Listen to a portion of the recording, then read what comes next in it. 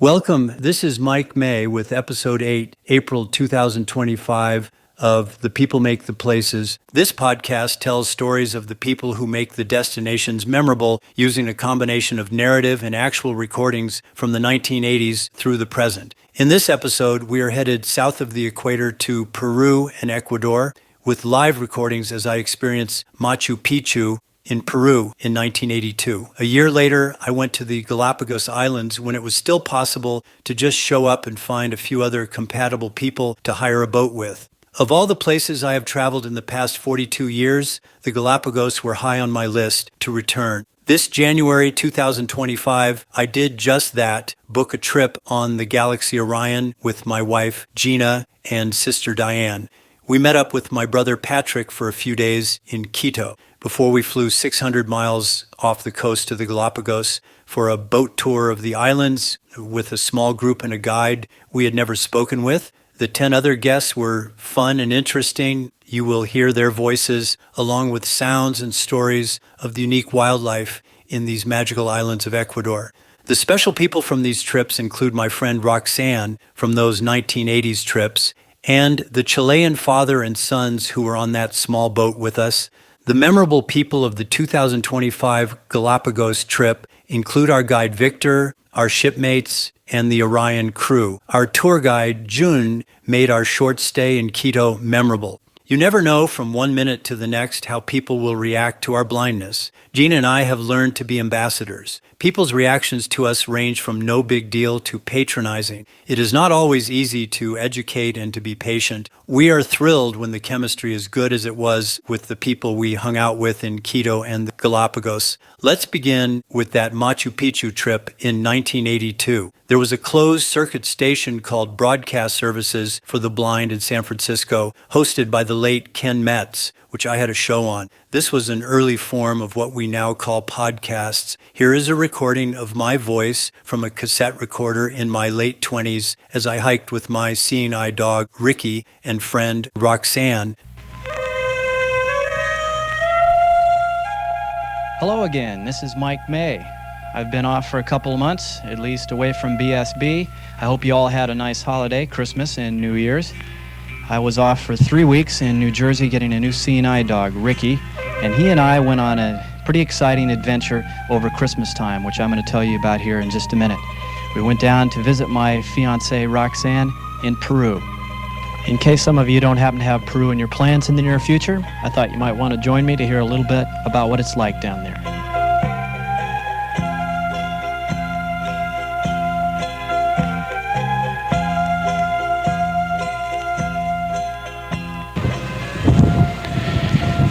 Hello everybody, this is Mike May. It's pretty hard to find interesting things to talk about, especially to top Ken Metz there. But I think, well, I sure enjoy trying, and I might have found something this time. I'm perched on a rock. A big deal, right? Well, this rock it's just not any old rock in any old place. This is a rock that probably weighs several hundred tons. And it was placed here by the Incas hundreds and hundreds of years ago. Where I'm talking to you from is Machu Picchu, about 8,000 or 9,000 feet up in the Andes. Below us is the Urubamba River. You may be able to hear it. The wind's blowing and it carries the sound up to us and then back away. It's probably 1,000 feet below us. And even though I can't see it, the crashing sound of the river makes the white foam that Roxanne could see obviously apparent. Then off in the distance are some peaks that are a bit higher than we are, and then even further off are peaks that go up over 25,000 feet. That's twice as high as most of the Sierras. And there's so much antiquity here. You see right now there's grass growing around and your basic cicadas and birds out here. But to think that there was actually a civilization which was almost wiped out, which once lived here, not really that long ago in all comparison of time. And the Spaniards came in and in their efforts for prosperity exterminated most of the Incas. Some of them are still around. They call them the campesinos, and they're working the fields up here growing corn and potatoes, and the llamas are grazing around on the mountainsides. But it's pretty amazing, this city that we're sitting on the edge of, the remnants of it anyway. It's pretty well intact after several hundred years, what, 600-700 years? Yep.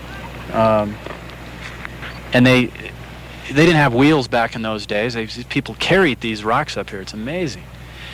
And they don't use any mortar. The rocks were all filed down, chopped down, so they fit precisely together. And they're not all just rectangular or square rocks. They have all kinds of different shapes and angles, and they fit them precisely together. So there wasn't some rock factory where the Incas sat and chopped out rocks. They found, I guess, the ones that were close by, brought them up here, chiseled them to the right size, and put this city together block by block. They say that it's so tight that you can't even fit a knife blade in between most of the rocks and the walls and the temples. It's amazing. You'd have to feel it to believe it. And that's what most people do, because you see it and you have to think, well, that must be, I don't even know if, can you see the lines in between? Oh yeah, you can see the line. But after all these years, there's not really that much grass growing on the walls. They're still standing. Well, they were completely covered before. I think when Bingham discovered these ruins in 1911, when he came in, it was complete jungle. And then after that, they had a whole expedition to clear out the grass. And I was thinking about that. I wonder how they keep it so clean. They must have to trim back all the bush because it's really jungly out here. And I guess that's why it was so hard for them to discover. Now this is one of the well-kept wonders of the world, but of course it was undiscovered until 1911, at least by most civilizations.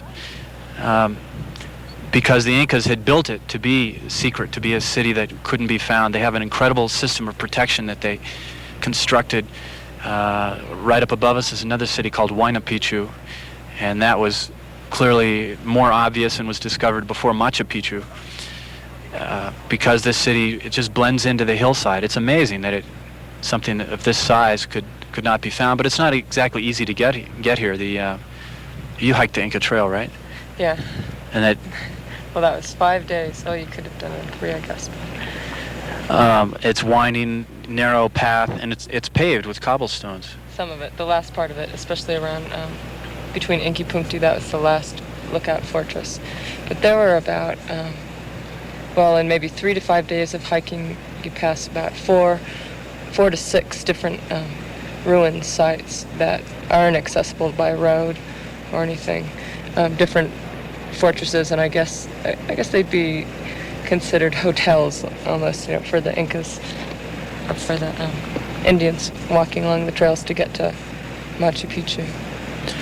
And it's pretty clear why they have temples built to the sun and sun gods. And here at 8,000 or 9,000 feet, it must be 75, 80 degrees. I have no shirt on. My new Sinai dog, Ricky. Say hi to the folks, Ricky. He's panting away here. Probably the first Sinai dog that's ever been up here. It certainly hasn't been an easy trek. So I would encourage anybody who wants to get out here. Now they've seen a blind person and their dog. As they say here, no hay problema. You'll get up here no problem. It's a beautiful place. And not only the magnificence of the way it looks, but the aura of this kind of antiquity is really breathtaking. And this is Mike May for BSB at Machu Picchu in the Andes of Peru.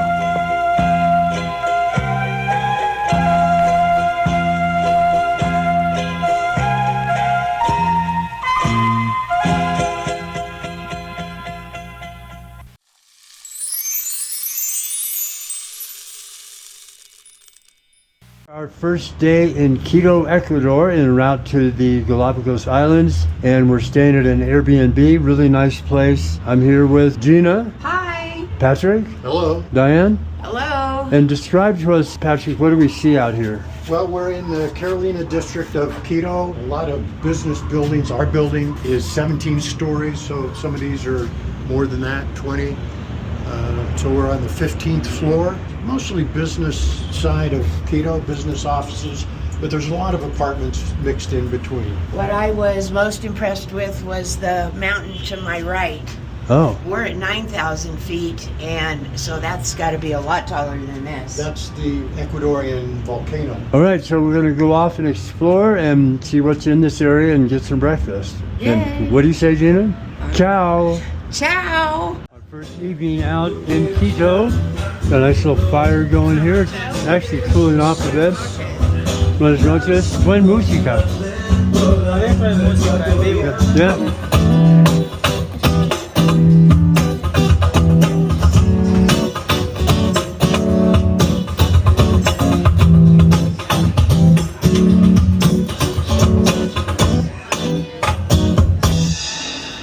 Yeah. So we are in the Basilica Volta Nacional, and we're going to listen to the description of this by our guide June. Okay, so in front of you, you're going to have, let me see, 6 gargoyles on the left side. We're going to start with a pelican, then we're going to have a frigate bird, that is the the black bird with the red puffy chest. The third one is going to be the most known bird in the Galapagos, is going to be a blue booby feet. The fourth one is going to be his not that famous brother, the red booby feet. The fifth one is going to be an albatross, and the last one is a hawk. Okay, now if you were looking to the third and the fourth gargoyle, they are going to look mostly the same, but the beak is going to be different. Why? Actually, Darwin based his evolution theory on that, on the beaks of the birds, because he noticed that from island to island, beaks were different. So if you look to the blue booby and the red booby, their body is going to be the same, but the beak is going to be different. Oh, the beak. Yeah. Ah. So that's why they're going to basically have it. Now, if you look straight and to your left, you are going to see a tower. That was the first tower ever built in Basilica. The tower is, let's say, by now 100 years old, but that tower is the Condor Tower. Condor is our national bird, so the gargoyles that you are going to see decorating the complete tower are going to be all condors because of that. Now, that's the tower that we are going to go in, basically. All right, let's check it out. So there's a huge spire on top of this tower, and there's angels, gargoyle angels coming off the No, sides. they No? are condors. Condors. Yep. Oh, up there? Yeah. Oh, really? They Yeah. look like a person. No, it's the beak. The Okay. crest. Oh, okay. Yep. Yes. Andean raptors. Basically, yeah. Okay, now we're climbing up this tower in the Basilica, and the steps are sort of hand over hand, like a fire escape. What do you think, Gina? I think it's amazing, and trying to understand it, once I got the hang of it, it's fairly easy. Our guide wouldn't go up. A lot of people aren't supposed to do things like this. Oh. This is where I'm carrying my cane, but I'm not using it. So I'm just putting my hands on the steps in front of me. There's kind of railings, sort of a cage on the side. Okay, and we're at the top, Gina. Here we go.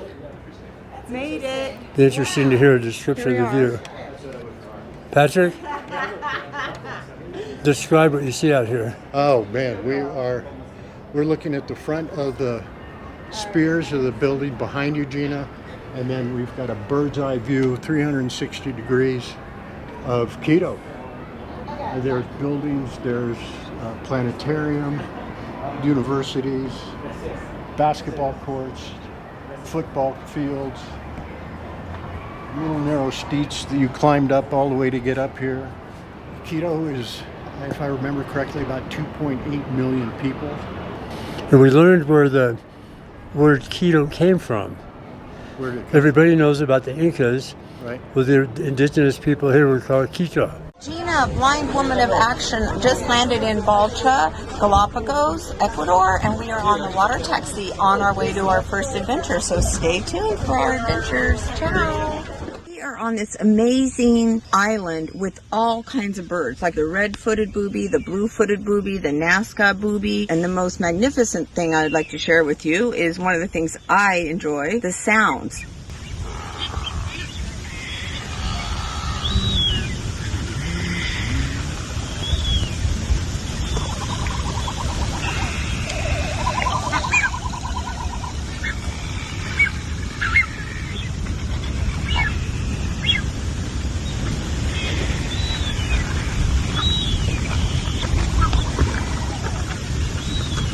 People ask a lot of questions about how is it interesting to a blind person to go hiking and these different experiences. In this case, the sound is magnificent. Also, the rocks feel super neat under my feet, and I get a complete understanding of the terrain by just walking up and down all these different rocks. The breeze is incredible. There's a lot of narration going on, and even if there wasn't, I would enjoy it equally so, but it's really neat because I can imagine everything that's being described to me.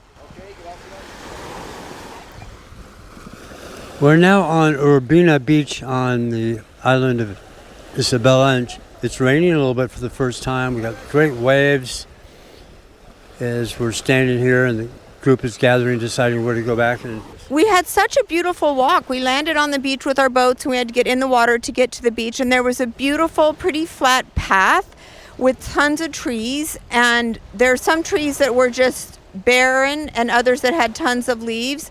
We saw a bunch of animals, giant tortoises, land iguanas, and we saw a couple male iguanas who were being very territorial, so they were chasing each other, and it made a really cool sound. They sounded like birds at first, so that was very exciting.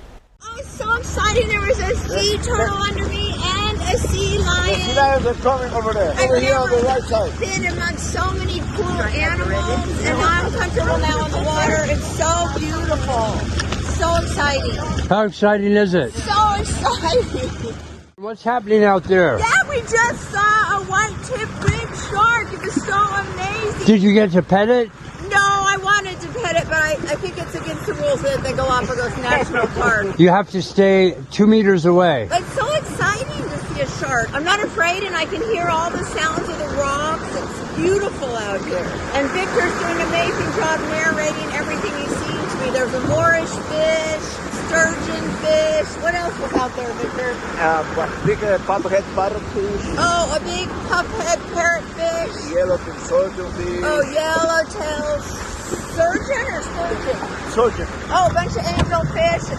But the shark is exciting because I hadn't seen one yet, so. We're navigating the steps to get down to the boarding place for the Zodiac to pick us up. More steps. One more. And there is the rail. And we get to jump in here and swim to the boat. There is marine one right here. I'm not going to step on it, right? No. It is outside on the road. A little bit lower. Eso. Muy bien. Miguelito, eso, con cuidado. You are jumping one step. Yeah, right there. Eso, Miguelito, muy bien. Very careful over here, can be slippery. Come, Miguelito. Long step down. These are beautiful rocks. Be careful. It's a beautiful rock. Yeah, there is basalt. So watch where you're going. When you speed, slowly. I know, I got it. Slowly. Despacio. Yo quiero Gerardo. Ready? Yeah. Listo? Yo quiero otro. Oh, demasiado. A little bit. A little bit. Yeah, now Yeah. we're moving. Yeah. I'm driving the boat in Ecuador, and it's totally vibrating in my hand. Yo quiero el otro barco. You are doing very good, huh? Yeah, this is fun. Muy divertido. Here we are on the Galaxy Orion boat in the Galapagos. It's January 28th, and I'm on the back deck, which is one of our favorite sitting places, and I'm just going to go along the railing here up towards the bow and talk about what it's like. It's about 3 feet wide. I'm on the upper deck, and I'm passing some of the rooms. There's a couple of rooms on the top deck. We're staying in a lower deck one. Here's a door that's open. And then up here is the cockpit or the bridge. Hola. Nice cross breeze up here. Beautiful morning, probably 75, 80 degrees. And I'd have to Be My Eyes to tell me what we're seeing, but I can imagine that it's open sea, probably some land in one direction. We tend to motor navigate to a different location each day, and then we moor during the day, and then go on excursions from there, snorkeling, taking the Zodiac inflatable boats into the land, and then hiking from there. Wildlife everywhere. That's just what we've been experiencing every day. It's really, what haven't you seen? It's interesting living on a boat. This is our place. I'm realizing Once I get to know things where they are, I don't even need my cane because things are pretty well defined. I'm barefoot, so I just have to go a little bit slowly so I don't stub my toes. The room is fine. It has a good shower, which is always the number one requirement for me when in a hotel. I think the hardest thing is not having convenient places to put my stuff. This is one thing when you can't see, and I think it's probably true for a lot of people who are a little bit anal about keeping track of things. You need cubbies and drawers and closets, and there's very few of those on a boat, of course. I think there could be more. It could be better designed. Like under the bed is just a bit of a space, but I've seen boats with nice drawers under the bed. I think I'm going to continue on around this other side of the boat. I guess this would be the port side. And back to the back deck where Gina's sitting. And make my way over there slowly. Hello. I'm giving my daily recap. Shibi, you still here? And I think she left. One of our compatriots got ill from the motion. So far, nobody else has, but she got really queasy and not pleasant. And Gina and I are foregoing the morning snorkeling and we'll do the afternoon activities. There's always stuff in the morning and in the evening, so you can pretty much pick and choose what you want to go on. And we were forewarned not to burn out by going on everything. Well, I think there's a stark contrast in how we're being treated or perceived by the staff, that they're super helpful, but they're not doting on us, and they're not constantly saying be careful, and they're not constantly grabbing us and trying to assist, and I love it. But they are there if anybody needs something, not just us. That's the point, isn't it? You're with 10 staff and 13 guests, you're meant to be well taken care of, and they're definitely very attentive to everybody. Yeah, there's definitely a trade-off between being on this smaller boat with a small number of people versus a giant cruise ship. Pros and cons to each. Yeah, they feed you well. You do get up early. The first day we had to be up we were leaving at 6, right? Yeah, and then came back and had breakfast. These other days we have breakfast at 7. So they're very activity oriented, and then they tend to travel at night. So the boat might take off at 11 p.m. or this morning it was about 4 a.m. And the cabins down below, I would totally avoid them unless you're on a super budget and you can put up with it, because it's more damp. There's no light or windows. I think it's louder, but that's debatable. Everybody thinks the room is loud. Well, definitely when you're down below, you're closest to the engine. So the roaring sound when they're navigating at night is definitely something you got to have in. Even if you have in earplugs, you feel it vibrating. Of course, every day we're getting to know our fellow guests better, and there's some really nice people, interesting people on this ship, with the 3 international couples, 2 couples from the U.S., Ohio and California, and then the 3 single ladies. I'm Mike May on the Galaxy Orion, and I'm here with a wonderful group of 13 people. I think 5 couples, 3 single ladies. We have Canada, Israel, UK, US all represented, and wonderful accents that I'm going to remember. So I'm going to pass this around so we can hear whatever people sound like. I'm Ronnie Steiner, and Orna Steiner. From Israel. Yeah, and we just love to be here with all of you guys. Yeah. We're Claire and Neil Smith from the UK. We love to travel and we're having a wonderful time. I'm Dan Jarvis from Canada, and this is Jeannie Fraser, Dan's wife from British Columbia. We are just blown away by what we are seeing here. Shibi Siva. I'm from New York. It's my first cruise, and I'm just blown away like everybody else with the abundance of animals and sea life. Hi, I'm Beth. I'm Dan. Shied. We didn't even practice that. We did that pretty well, Dan.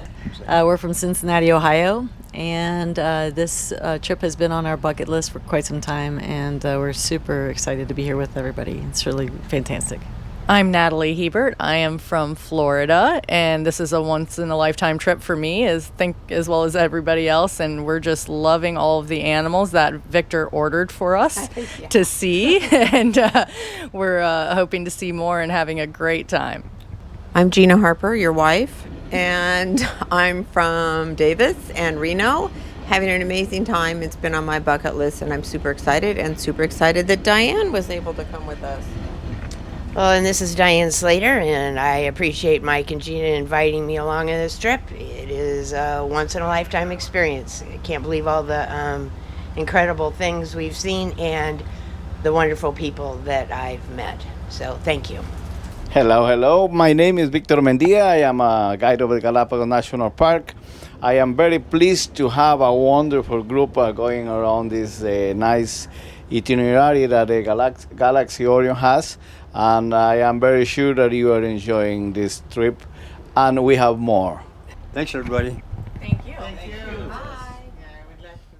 So I have a question. Yeah. How can you enjoy this snorkeling experience as a totally blind person? There's so many sounds. There's sounds of the water. There's sounds of the rocks. There's sounds of the birds. I also love to feel the water and just kind of the vibration and the undulation. Other friends here are seeing a lot of fish, and they're telling me, and Victor the guide is telling me, and I find it very peaceful, just floating. There were tons of sea lions, and so I enjoy hearing about them, and I imagine how they're playing when I'm given the description. So Gina, blind woman of action, what are you seeing now? Wow, now we're right near the rock, and it sounds totally different. There's a bunch of barnacles below the water, and where it's been wet, it's slippery, and beautiful sound like a cave. It's super awesome sounding. Very beautiful. Gina, behind you there are some sea lions playing in the water. They are swimming, they are coming to us. There are like 4 or 5 young ones. Wow. Now they went away. And what color are they? They are black. When they are in the water, they get that color. Those are the frigate birds. Wow, that's a neat sound. We have a Nazca booby on the ground, 3 meters ahead. Wow, so these are The new babies.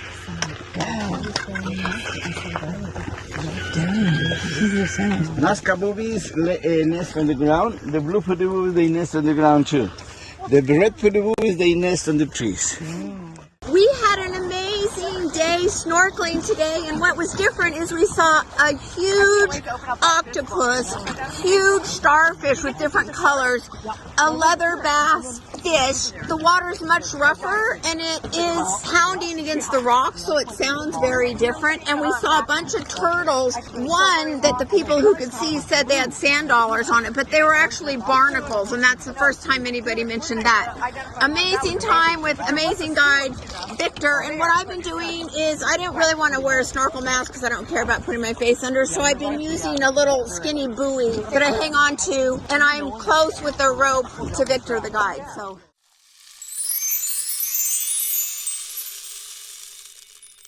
That was indeed an amazing experience in the Galapagos just 2 months ago, and you can see the video versions of these clips by searching for Gina, Blind Woman of Action, on Instagram. I don't have any recordings of my 1983 trip to the Galapagos, but I do have another BSB recording from 1983 when Roxanne and I continued to climb above Machu Picchu to Huayna, Picchu. The recordings and her descriptions from the top bring me right back to that special place 42 years ago. Greetings, this is Mike May. I'm kind of thinking about going on permanent assignment with Work and Play. These adventures I've been having are fun. Ken keeps sending me to the ends of the earth to find out different interesting stories to bring here, and I think we found one pretty interesting. Last week, we visited the ancient Inca city of Machu Picchu, high up in the Andes of Peru, discovered in 1911. A city discovered somewhat earlier, possibly because it's more visible but no less easy to get to, was Huayna Picchu. It's 1,150 rough-hewn steps above it. Far below is the Urubamba River, and far above are mountains reaching up to 25,000 feet or better. Well, we decided to give it a try and wondered if you cared to join us. We're now walking along the trail up to Huayna, Picchu. And this part's a little different. It's all jungly in here, bamboo, and the air is sometimes warm and sometimes really moist from the ground. All kinds of vegetation. And the clouds are sitting right on top of the peaks and then sometimes breaking. You can still hear the Urubamba crashing right down below us. Lots of little critters making noise in the vegetation. It's pretty tricky here too. Lots of weird steps up and down and long cliffs. Ricky's getting a real workout.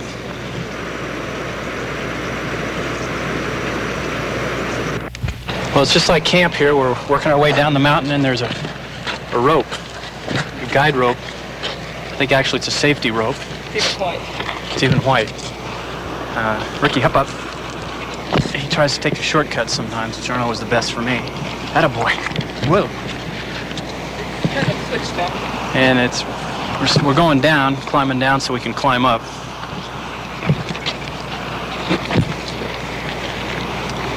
No, the rock gets pretty low in there. It's what's tied under the rock. It helps us from crashing into the canyon. Whoa. It's pretty tricky. Pretty tricky, Ricky. Yeah, Ricky's taking the even harder way. It's so tricky here when we, they weren't thoughtful enough to put, whoa, Ricky. Wait a second. In order to pass, just relax a second. In order to get up some of the real steep places, Ricky's got to leap up. Hang on there, buddy. So I can't put any tension on his harness or he falls back or he goes down the cliff. So when the guide ropes switch sides, so that they're on the left side, which is the hand I have on the harness, I've got to put my right hand on the harness, walk sideways, and hold the rope with my left hand. So he's kind of guiding me, and I'm keeping him from sliding off the mountain. Let's try this again, Ricky. Yes. Up you go. Attaboy. Are these bay flowers? No, it looks like a bay tree, but the purple flowers. Did you walk up by yourself? No, I have two friends. Oh. They didn't like the steps coming down, so they're very slow. Yeah. It's great. Spectacular. Okay. Where are you from? California. Oh, I'm from Massachusetts, where it Oh. ends. But isn't this a dream of a Breathtaking, yeah, it really is. Well, we're finally getting up to where we're overlooking something, and we're not always everything above us. I think it's going to be trickier going down. Well, we can hear the Urubamba again. What Ricky has to say about that. Ricky, any comments? That's about the gist of it. Crawling through the tunnel. Ricky is laying down in the tunnel. Whoa. Watch your head, don't stand up too much. You can stand up in here. Now this is where it gets real tricky. There's stairs that lead up and it's real wet. Ooh. Step over. Is there another rock? No, you just step over onto the ground. Well, we squeezed through one last tunnel after climbing 1,150 steps, if you can call them steps. Niches in the rock, some of them a couple feet tall, some of them broken off, non-existent, holding onto ropes and cables and hoisting Ricky along with us. And now we're at the top, sitting here perched on the ruins of Huayna Picchu. And still below us, the Urubamba is crashing away thousands of feet down there. And you feel like you're on top of the world here. But we've got the Urubamba in stereo. It forms a U around Huayna Picchu. We're nearing the top. And off to my right side, more than a U, it encircles it. It's a closed U. Well, no, it doesn't. That'd be an O. It's not an O, but it's more like a horseshoe. Yeah. And let's see, looking this way, if you look down, you see the river. You can see the train tracks, and then the peak going straight up. And the clouds are kind of gray. And that peak goes down where the river bends again, and where it bends around. That's where the mine or whatever that is, the electric plant is down there. And there's more mountains and more mountains and more mountains behind that. The crags are real sharp. You can see a lot of brownish rock, and then the vegetation's real green, all different colors of green.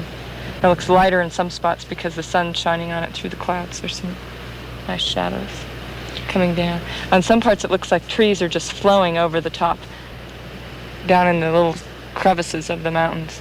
Some of the vegetation's a lot thicker, and some of it's thinner, and some of it's rocky. So it goes from trees to grass to rock. And some parts of the trees look like they're spilling over the top. Can you see any people on any of the trails? Or? Well, that's going that way now. There's no people over there. Then as you turn more this way, then Machu Picchu is right in front of you. That's across the river then.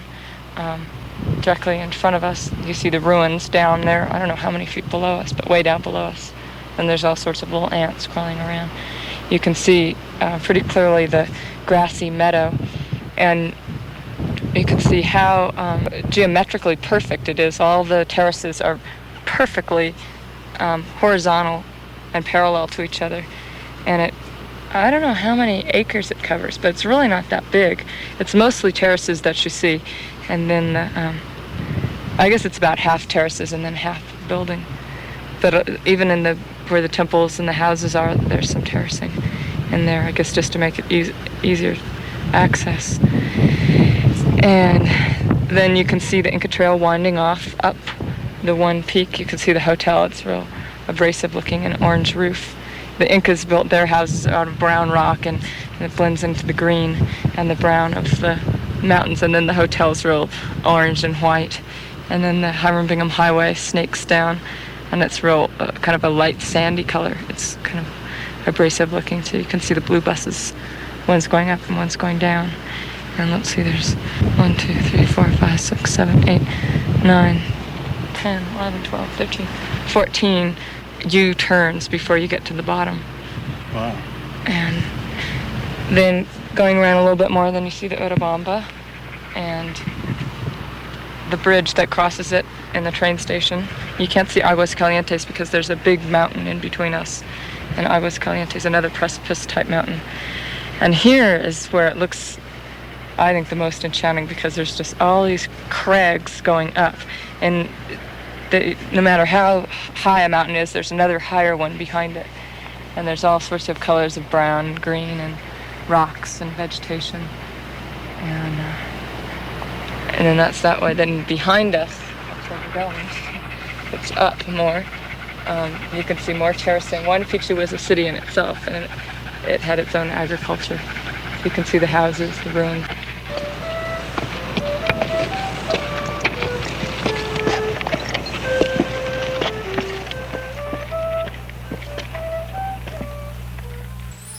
Quite the range of people and places from 1982 to 2025, from Roxanne in Machu Picchu to the Galapagos with Gina, Diane, Victor, Patrick, Jun, and others we met along the way. Think about how much technology changed in those 42 years. Making a phone call was strictly by landline, not to mention what it took to make an international call. How did one plan a trip and connect at the airport without a cell phone back then?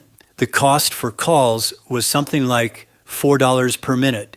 The cassette recorder did serve me well back in the 80s, but it was sure easier and better quality to use a Zoom Essential digital recorder this year.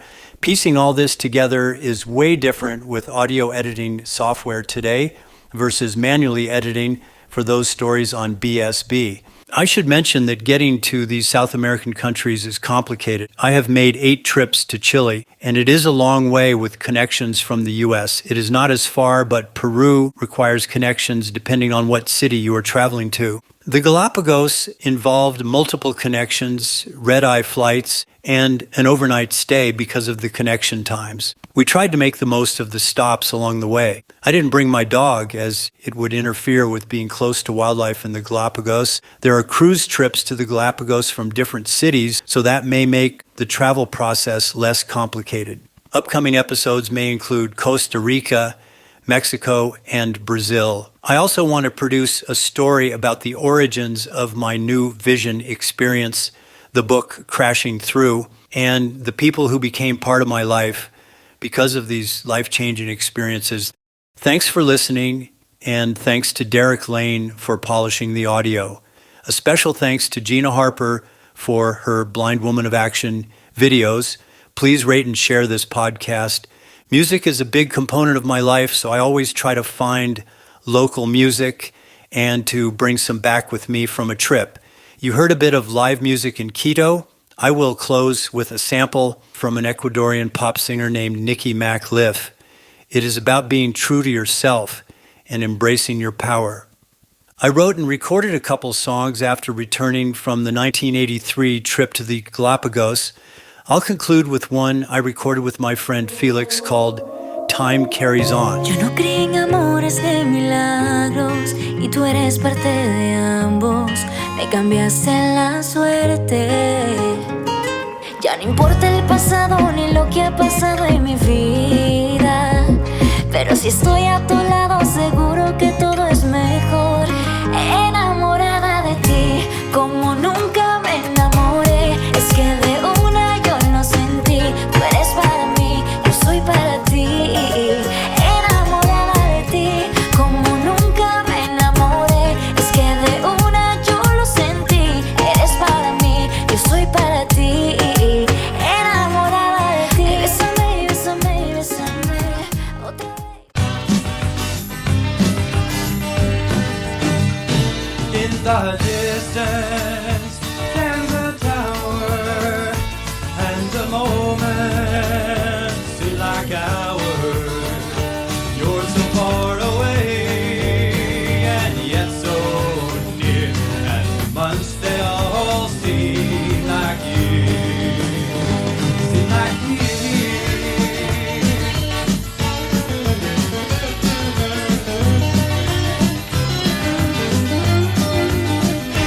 we're both shining on by the same sun, blooming flowers and morning dove.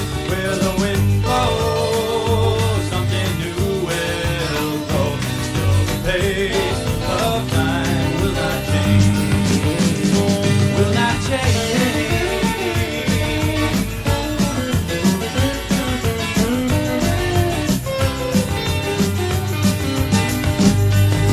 Time carries on the way my heart carries you. Come the break of dawn, my dreams will all come true. Time carries on the way my heart carries you. Come the break of dawn, my dreams will all shine through.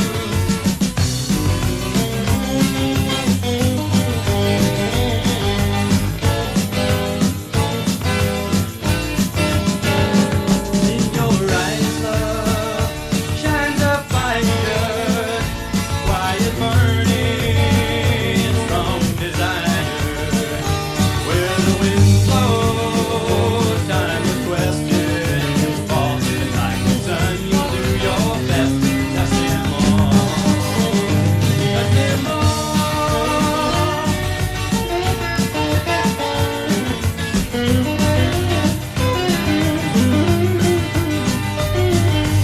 Time carries on the way my heart carries you.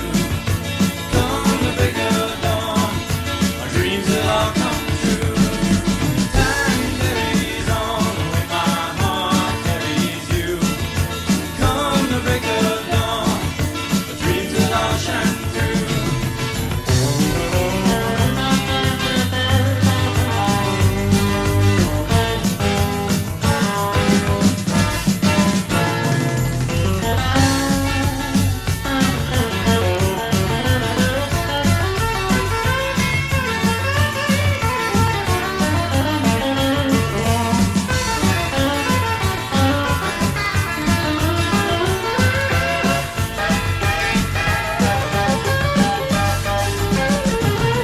Time carries on the way my heart carries you. Come the break of dawn, our dreams will all come true. Time carries on the way my heart carries you. Come the break of dawn, our dreams will all shine through. Time carries on the way my heart carries you. Come the break of dawn, dreams will all shine through.